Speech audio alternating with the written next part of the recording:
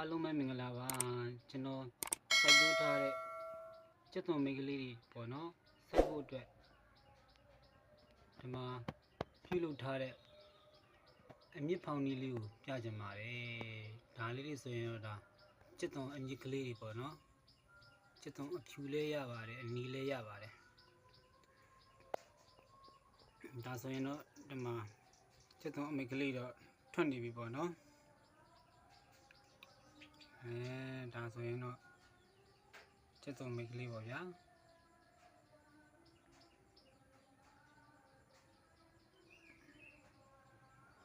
ကျက်သွန်မိတ်ကလေးထွက်နေပြီပေါ့နော်ဒါဆိုရင်တော့အမြစ်ကလေးတွေဒီမှာဆင်းနေပြီပေါ့ဒီကနေမှပြောင်းပြီးတော့မြေကြီးမှာချဆိုင်လို့ရပါတယ်ကျွန်တော်ပြုလုပ်ထားတဲ့ပုံစံလေးကိုပြပေးပါမယ်နော်ဒါလေးဆိုရင်တော့ကျက်သွန်မြူတက်ကလေးကိုဖက်ပြီးတော့မှဒီမှာဘူးအပေါက်ကလေးမှာလောက်ထားတယ်ပေါ့နော်ဒီမှာတစ်ခုတည်းနဲ့အပေါက်ကမဆန့်တော့เนาะနှစ်ခုနဲ့ဒီအပေါက်ကိုကွက်တိဖြစ်အောင်လို့ထည့်ပြီးကမှဟိုလောက်ရတာပေါ့နော်ကျွန်တော်ဒီမှာထည့်ပြီးတော့ပြိုးရတာပေါ့အဲ့လိုလေးတွေပါဒါလေးတွေဒီတိုင်းပဲထားပြီးတော့ထားမယ်ဆိုလည်းရပါတယ်